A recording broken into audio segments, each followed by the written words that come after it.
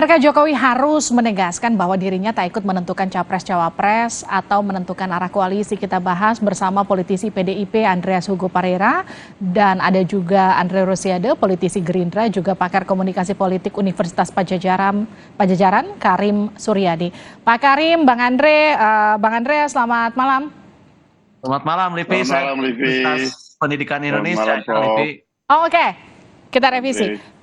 Saya ke Bang Andreas dulu. Bang Andreas, jadi kenapa Pak Jokowi harus menekankan bahkan, saya bukan lurah, saya itu presiden, dan saya nggak cawe-cawe, kurang lebih begitu? Ya, mungkin ya selama ini beliau mendengar, ya ini kalau lurah itu mungkin apa istilah atau kode-kode yang digunakan oleh orang-orang yang ada di sekitarnya. Saya juga pernah dengar seperti itu. Ya tentu ya beliau harus membantah ini gitu. Dan saya ingat dulu zaman Orde Baru itu kan kalau ada apa-apa waktu itu ada menteri penerangan Pak Harmoko kan selalu menurut petunjuk Bapak Presiden gitu. Selalu. Nah, jangan-jangan ya seperti sekarang juga seolah-olah ya semuanya harus tanya ke Pak Lurah gitu. Nah, mungkin ini tidak Pak Jokowi sendiri tidak suka dengan hal-hal seperti itu sehingga dia harus membantah. Tapi kan beberapa partai politik bahkan clear memang pernah ada yang menjawab bahwa kita tunggu arahan presiden, bahkan ada yang menyebutkan saya tegak lurus dengan presiden. Menurut Anda? Ya justru itu kan apa yang diklaim oleh ya beberapa partai politik, apa yang juga diklaim oleh partai politik yang menyatakan bahwa harus menunggu arahan atau ini adalah panglima Pak Jokowi ini adalah panglima mereka gitu. Justru hari ini dibantah kan secara jelas tegas Pak Jokowi menyampaikan bahwa beliau adalah presiden, beliau juga bukan ketua umum partai, juga bukan ketua koalisi partai. Dan secara undang-undang itu adalah hak dan wilayahnya partai-partai, ya silakanlah bermain, berkontestasi. Dan saya kira untuk tidak membebani beliau juga proses-proses ini yang selama ini partai-partai politik ingin membonceng legasi dan tentunya di situ yang kita tahu stabilitas sampai saat yang untuk presiden dalam periode kedua di masa-masa Pak Jokowi tetap dan semua mau dan mengklaim dengan tadi mengambil legasi dari Pak Jokowi. Bahkan tadi kan beliau juga menyinggung sampai soal poster, soal baliho-baliho yang ada di mana-mana. Saya kira ini jelas gitu. Artinya sikap Pak Jokowi terhadap hal-hal seperti itu ya tentu mungkin dia itu tidak terlalu enjoy dengan hal-hal seperti itu. Oke, saya ke Bang Andre. Bang Andre, kalau tadi Bang Andre sempat menyebut membonceng legasi, ibaratnya seperti mendompleng elektabilitas Pak Jokowi, Gerindra merasa nggak tersindir dengan itu? Enggak lah, kita nggak tersindir ya. Karena sekali lagi saya kan ada di ruangan sidang paripurna itu juga, sama-sama mendengar pidato Pak Jokowi bahwa beliau menyatakan bahwa tidak ada masalah kalau ada capres yang ingin memasang foto di baliho beliau, dan beliau tidak mempermasalahkan hal itu. Jadi kalau ada narasi salah satu kelompok yang protes, yang marah-marah, yang menurut saya agak relevan juga, karena yang punya foto sudah menyatakan secara terbuka tidak ada masalah kalau foto Pak Jokowi sendiri sudah menyatakan bahwa fotonya silahkan dipakai. Itu saya dengar kok keterangannya. Itu satu. Kedua, soal tadi ya pidato presiden itu menurut saya clear bahwa pidato Presiden Jokowi hari ini menunjukkan bahwa Pak Jokowi seorang presiden yang negarawan. Beliau membuktikan kepada publik bahwa isu bahwa ada intervensi dari beliau, seakan-akan ada intervensi dari beliau, ya kami koalisi Pak Prabowo dapat durian runtuh lah. ada dukungan dari bertambahnya dukungan PAN dan Golkar. Kan narasinya akan berapa hari ini dibangun karena intervensi presiden. Nah, pernyataan presiden itu menjelaskan bahwa tidak ada intervensi dari presiden yang menyebabkan Gerindra bergabung, PAN dan Golkar bergabung dengan koalisi Kebangkitan Indonesia Raya. Ini menunjukkan apa? Bahwa koalisi kami memang menarik, elektabilitas calon presiden kami alhamdulillah unggul. Lalu yang kedua, ada kebersamaan dan semangat persatuan di sini.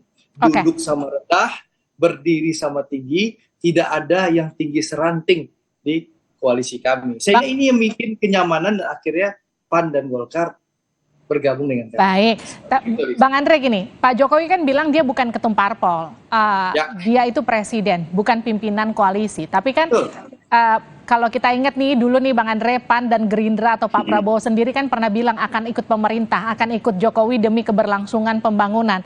Apa maksudnya? Jadi gini Livi, Pak Prabowo betul, bahkan berulang-ulang kali, bahkan kemarin pun di depan deklarasi ratusan organ relawan dan juga pidato beliau di acara di Bidakara, beliau menyampaikan bahwa Pak Prabowo kalau seandainya Allah mentakdirkan dan rakyat memberikan mandat kepada beliau untuk memimpin Indonesia di 2024-2029 sebagai Presiden Republik Indonesia, beliau akan melanjutkan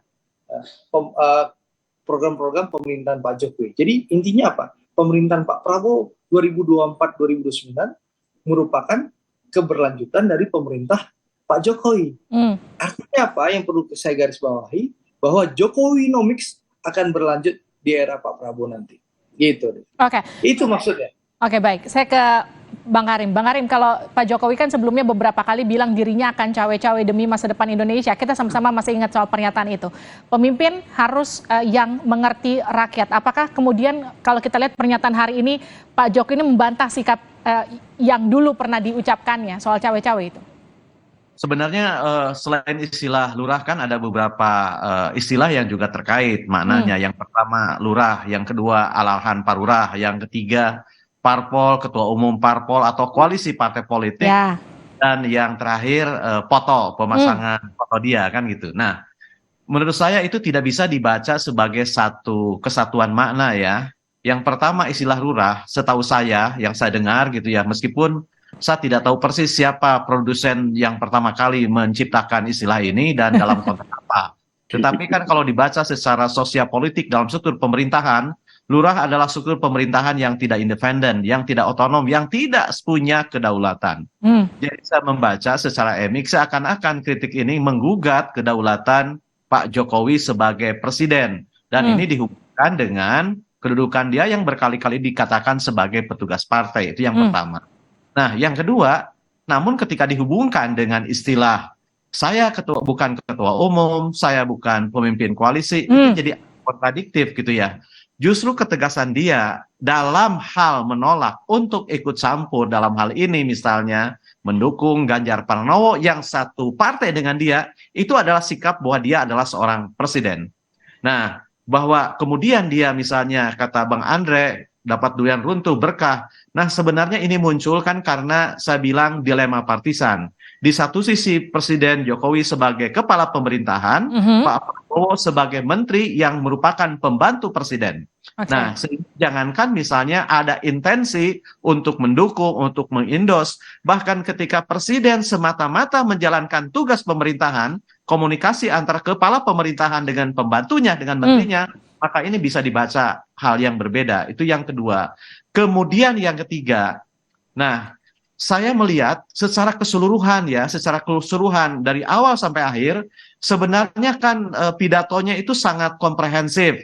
Bahkan menurut saya, frame yang membangun pidato ini sesungguhnya adalah mengingatkan tentang pentingnya tugas pemerintahan yang genuine. Tugas pemerintahan yang genuine ada dua. Yang pertama, mewujudkan harapan rakyat. Dan itu diuraikan, capaian-capaian, kemudian strategi perwujudannya, dan langkah termasuk berbagai insentif. Dan itu kabar positifnya. Tetapi tugas pemerintahan yang genuine juga bukan hanya mewujudkan harapan, tetapi merawat kekayaan kolektif yang kita punya. Apa itu? Salah satunya adalah kesantunan berkomunikasi, dan itu disinggung. Meskipun dengan nada yang berbeda, dengan tone yang berbeda gitu ya. Ada raut ya, ada raut kegelisahan, kekesalan. Meskipun dia tekankan secara pribadi saya terima. Ya, secara pribadi saya terima, tetapi menegaskan secara kelembagaan, secara struktural, dia kan katakan meskipun tidak diucapkan. Baik, tapi artinya gini, seberapa penting ini kemudian diucapkan katakanlah di satu event besar, bukan satu pernyataan pidato biasa begitu? Nah, itu yang ingin sebenarnya yang ingin saya klarifikasi ya, khususnya ke Bang Andreas barangkali tahu gitu ya, apakah kata-kata yang diucapkan tadi itu bagian dari teks yang disiapkan atau jangan-jangan improve? Itu atau mencuat dari suasana. Ya. Dugaan saya kalau lihat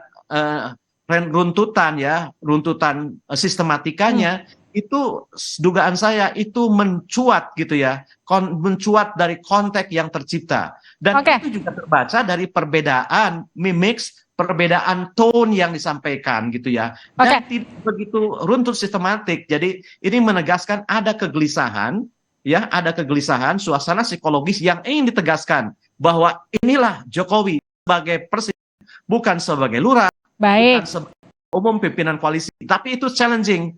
Apa? Karena kitalah yang akan melihat apakah benar bahwa dia itu akan bertindak tidak tunduk perintah partai manapun dan tidak condong pada partai manapun gitu ya. Itu yang menjadi batu uji kebenaran, batu uji benar dari pernyataan yang disampaikan ini. Bang Andre, itu pernyataan Pak Jokowi ada di skrip itu, ataukah memang investasi seorang Jokowi? Terlepas dari apakah itu ada di skrip atau tidak, itu di dalam suatu resmi seperti itu adalah PR, dan itu diperhatikan oleh seluruh rakyat ya. Apa yang disampaikan oleh Pak Jokowi tentu dalam posisi sebagai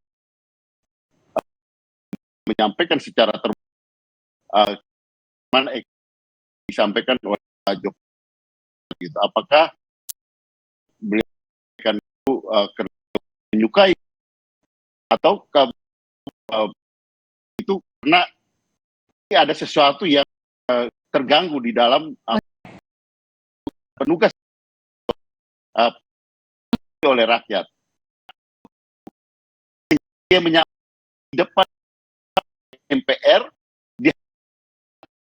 Kalau saya gimana apa yang dipilih dari rakyat, apa yang disampaikan oleh presiden di dalam itu resmi gitu. Kita diungkapkan dan resmi oleh Indonesia memperhatikan pelajaran supaya presiden kita jalankan orang ke partai ke koalisi, tidak ada yang Andre, artinya gini, kata tadi adalah pasti Golkar mengarah Pak Prabowo. Livi, saya dua lama dengan kan itu duduk presiden itu 12 meter, lalu habis kami